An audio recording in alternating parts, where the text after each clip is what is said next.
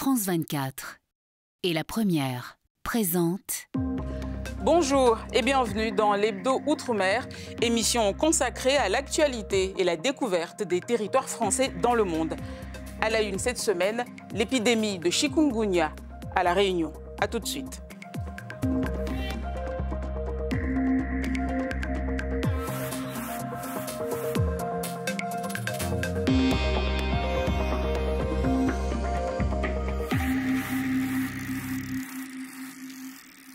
À La Réunion, 6 décès liés au chikungunya depuis le début de l'épidémie au mois de janvier. Plus de 100 000 nouveaux cas confirmés en une semaine. Ce sont les derniers chiffres annoncés par les autorités sanitaires locales. Impossible pour l'heure de dire si le pic épidémique a été franchi ou non. Aurélien Paul et nos équipes sur place. Au CHU Nord de La Réunion, chaque jour, une dizaine de nouveaux malades souffrant du chikungunya, comme ce sexagénaire diabétique. On était mal en point, le chic 3 semaines. Et ce matin, vomissement et vomissement. Mais là, le chic, ça va, ça a dû passer quelque part. Mais ça fait mal. Pour l'instant, selon les soignants, le plan blanc déclenché il y a 2 semaines est bienvenu. Il renforce l'hôpital, souvent sous-effectif. Et quelques patients supplémentaires qui nécessitent une prise en charge hospitalière un peu longue, parce que ce sont des patients fragiles et vulnérables, et bien ça suffit à embouteiller le système hospitalier. Donc chaque jour, vous avez le flux entrant qui se cumule aux quelques patients qui n'ont pas été hospitalisés faute de place. Chaque jour, ça se répète et vous avez comme ça, la semaine dernière, des patients qui ont attendu jusqu'à 24 heures sur un brancard. Et avec le matin à 8 heures, 20 patients à hospitaliser. Pour contrer l'épidémie la semaine dernière, l'État a envoyé 40 000 vaccins destinés aux plus de 65 ans et aux patients atteints de comorbidité. La campagne démarre lentement. Dans cette pharmacie, seulement 3 patients vaccinés chaque jour. La campagne, elle arrive un peu tard. Alors on ne peut pas incriminer les autorités parce qu'ils ont quand même réagi assez vite sur un endroit ponctuel. Puis il y a beaucoup de gens qui ont l'impression qu'ils sont immunisés parce qu'il y a 20 ans qu'ils l'ont eu. Or le taux d'anticorps, à mon avis, un avis même scientifique, il n'est pas très élevé, il doit même peut-être être nul. Sur l'île chaque semaine, plus de 12 000 arrêts maladie recensés, 2 fois plus qu'en mars. Alors l'éradication du moustique se poursuit. Le RSMA envoie 120 volontaires pour des missions de débroussaillage. Là, le fait de sortir un peu du régiment et de travailler au profit de la population réunionnaise, parce que c'est pour les Réunionnais qu'on fait ça, donc ça nous permet de sortir et de faire autre chose, de voir autre chose. À cela, l'État va ajouter 400 agents de lutte antivectorielle pour une période de 6 mois. La riposte de Saint-Pierre-et-Miquelon tentait d'humour.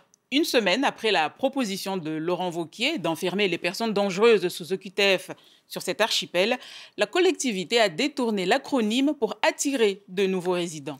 Paola Arnaud.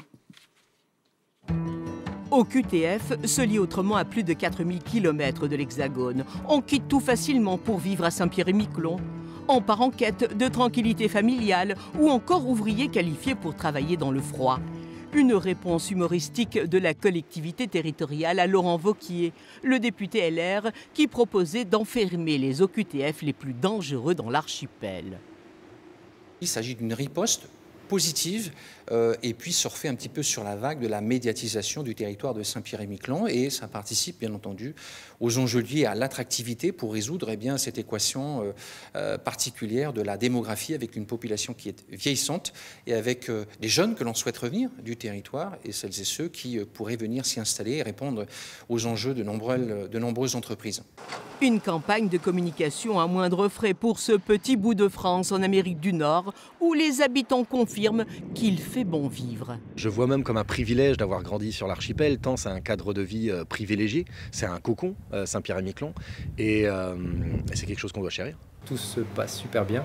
On avait pris la décision de venir s'installer ici pour justement le cadre de vie, la nature, la liberté des enfants, le travail.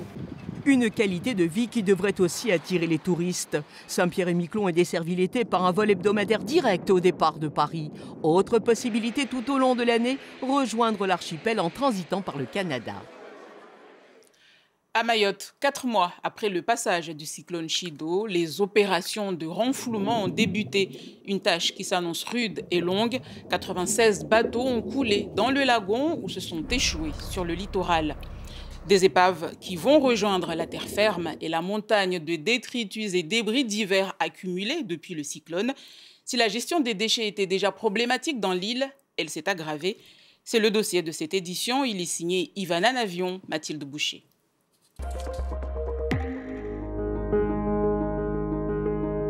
Difficile d'imaginer qu'il y a 4 mois, ce lieu était une esplanade où se rencontraient les habitants du quartier.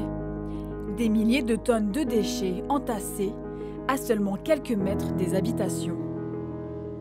Ça m'impacte beaucoup, déjà psychologiquement. Quand je regarde avec mes yeux, c'est pas beau du tout. Ça fait mal aux yeux. Je vois beaucoup de cafards, énormément de cafards, et je remarquais des souris. On ne vit pas bien, on est embarrassé. Il y a de la poussière, de la poussière, de la poussière. La déchetterie, elle va rester là jusqu'à quand? 200 000 tonnes de déchets se sont accumulées sur l'île depuis Chido. Un contre-la-montre est enclenché. Pour remédier à cette situation, un casier vient d'être inauguré dans l'unique centre d'enfouissement de l'île. Objectif, accueillir 900 tonnes de déchets par jour. Donc nous proposons d'accélérer la mise en place d'autres déchetteries parce qu'on a une seule actuellement, on a prévu une dizaine. La meilleure solution, c'est qu'on puisse accélérer la pédagogie, l'éducation aux déchets. Parce qu'on constate que 50% des déchets enfouis peuvent être valorisés.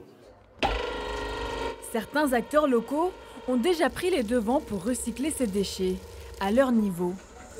C'est dans ce petit bungalow que s'est installée Habitam, une entreprise qui donne un second souffle au plastique en le transformant en meubles et objets du quotidien.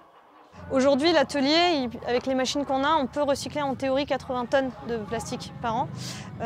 La disposition actuelle dans ce petit espace fait qu'on est limité à 50% de nos capacités. La base en fait, d'Habitam, c'est d'arriver à recycler ce qu'on a sur le territoire sans additifs et de trouver en fait, des débouchés en fonction de ça. Et donc ça demande beaucoup de tests, beaucoup de recherche et développement. Une goutte d'eau dans l'océan, mais un premier pas vers une culture du recyclage, encore balbutiante à Mayotte. Sur l'île, chaque jour, 400 tonnes de déchets s'accumulent. Un défi colossal pour ce territoire en quête de solutions durables. Produire toute l'année, même en saison chaude, c'est le pari d'un agriculteur de la commune de Vaud, en Nouvelle-Calédonie. Il a misé sur une serre innovante, anticyclonique, fabriquée par une entreprise de Nouméa. Brice Bachon, Ismaël Wakaseou. Chaque matin, un rituel peu commun dans ses rangs de tomates. Dylan Debien, un souffleur sur l'épaule, crée mécaniquement la pollinisation des fleurs. Donc en serre fermée, comme ça, où il n'y a pas de vent naturel, il faut souffler les tomates tous les jours, du coup, à une certaine heure. Pas de vent, car pas d'ouverture dans cette serre. Une architecture résistante aux cyclones et un concept insect-proof. C'est-à-dire qu'aucun nuisible ne peut y pénétrer et propager maladies et virus aux pieds de tomates. Mais pour que la plante grandisse toute l'année, dans cet environnement clos, il faut maîtriser le climat intérieur. Et c'est grâce à ces panneaux que cela peut se faire. Ce sont des panneaux évaporants qui sont dans une matière qui permet de faire ruisseler de l'eau à l'intérieur. Avec 35 extracteurs d'air comme celui-ci alimentés par des panneaux solaires, la température et l'humidité de la serre sont régulées de manière autonome. Entre 1,5 tonne et 2 tonnes de tomates seront produites ici chaque semaine sous ces 2000 m² de serre, et ce 9 mois sur 12, une formule qui pourrait intéresser de nombreux agriculteurs de la région. Je pense que ça va être une grande avancée pour le territoire dans l'autosuffisance alimentaire, encore une fois, en production de tomates, mais comme en production hors sol de salade, tous les légumes qu'on peut planter ici en Nouvelle-Calédonie. Une révolution pour la filière et une success story pour ce produit calédonien. Le concept s'exporte déjà dans l'Hexagone et en Outre-mer. Et pour terminer, partons à la rencontre de Jean-Paul dans son champ de cacaoyer au Lorrain. Le Martiniquais heureux de partager sa passion avec Franck Zozor et Céline Chalonneau. Son prénom, c'est Jean-Paul. Et à la force des bras, mais aussi des jambes, il a planté ses cacaoyers, devenus aujourd'hui passion d'une vie. Et tout cela à cause d'un rêve de cacao. Il était alors dans l'Hexagone, il décide de rentrer les labourer pour récolter. Comme disaient nos vieux, quoi retrousser mon talon et puis quoi retrousser mon chou et pour quoi goumer. Je ne savais même pas fabriquer une cabosse, un chocolat, un cacao, tout ça. Je ne pouvais pas faire ça moi. Mais maintenant, les bateaux de chocolat, j'arrive à le faire. Donc moi-même, je suis dépassé par moi-même. Et c'est donc avec une certaine fierté qu'il cultive et récolte ses fruits. Je suis déjà à 80% du résultat de ce que j'attends. Et on va voir le reste là tout de suite. Voilà. Et le reste, le voilà. 7 ans après ses premiers travaux, Jean-Paul commence à maîtriser ce cheminement de la cabosse au chocolat. Ses fèves sont toute sa fierté. S'il n'y a pas de fermentation, tu n'auras pas ni l'odeur de chocolat, ni le goût du chocolat. Il faut faire fermenter. C'est très important. Et justement, les Martiniquais, leur spécialité, c'est la fermentation. Dans le monde entier, on a notre spécialité de fermentation. C'est pour ça que notre cacao est différent? Voilà, c'est exactement pour ça. Après la fermentation, le séchage des fèves, puis un passage au four. Et le moment important, celui où le chocolat prend son envol.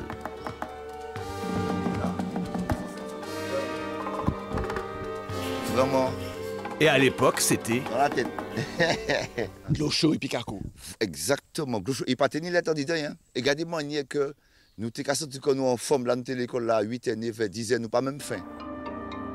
Le résultat final, c'est cœur au lieu des traditionnels bâtons cacao. Jean-Paul est au Lorrain, peaufinant ce rêve devenu passion, son nouveau métier.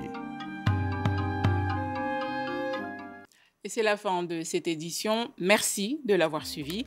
Pour réagir et revoir l'émission, rendez-vous sur france24.com, lapremière.fr et les réseaux sociaux. L'information continue sur France 24.